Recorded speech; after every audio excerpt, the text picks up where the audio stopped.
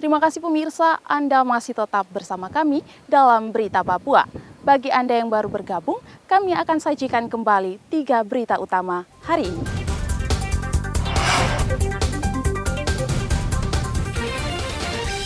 Situasi di Intan Jaya belum aman, TNI Polri kembali kontak tembak dengan kelompok kriminal bersenjata.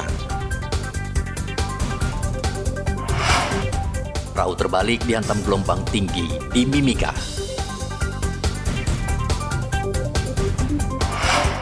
Dua pekan cuaca buruk, nelayan di Merauke kesulitan mencari nafkah.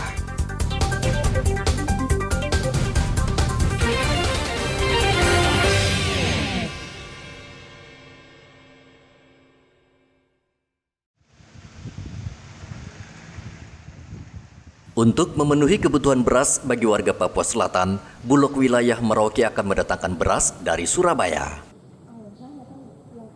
Beras ini sebagai cadangan minimal untuk 3 bulan ke depan. Selain untuk kebutuhan masyarakat, beras cadangan ini juga akan digunakan sebagai beras bantuan dalam program sosial, termasuk jatah untuk aparatur sipil negara, serta TNI dan Polri. Pimpinan Bulog Merauke Firman Mando memastikan beras yang didatangkan dari Surabaya berjumlah 500 ton dan akan tiba pada bulan depan. Pegawai ASN TNI Polri dan juga ada penugasan penyaluran bantuan pangan. Nah ini untuk memenuhi itu tetap kita masih datangkan dari luar untuk supaya penyalurannya terus jalan dengan baik dan juga untuk menjaga ketahanan stok kita minimal 3 bulan ke depan, sehingga langkah-langkah ini kita sudah ambil mengantisipasi jangan sampai stok kita minim. Jadi untuk stok saat ini masih aman, ada sekitar 2.000 ton di gudang dan ini bisa bertahan untuk 3 bulan ke depan. Beras yang datang dari Surabaya untuk di bulan Februari nanti akan masuk 1.500 ton.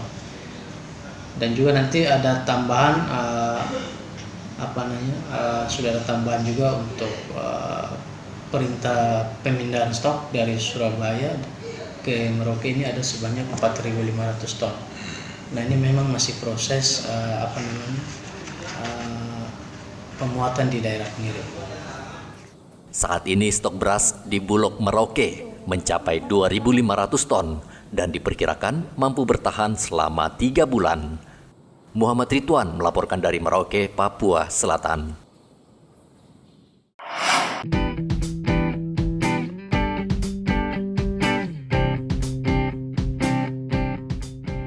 Petro dan istrinya Rosmayana sudah 2 tahun terakhir bertualangan keliling Indonesia menggunakan sepeda motor. Sudah banyak daerah dan etnis budaya mereka kunjungi.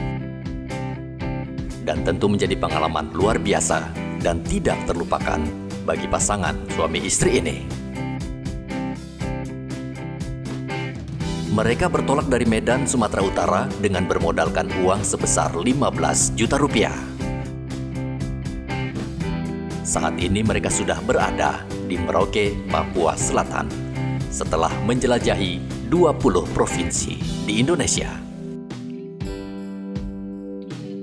Sebelum mencapai Merauke, Petro dan istrinya sudah lebih dahulu singgah di Timika dan Fakfak. Berkeliling Indonesia ya, dengan menggunakan motor ya. Boncengan sama istri nih. Iya. Nah, berangkat start dari Medan sana kapan itu?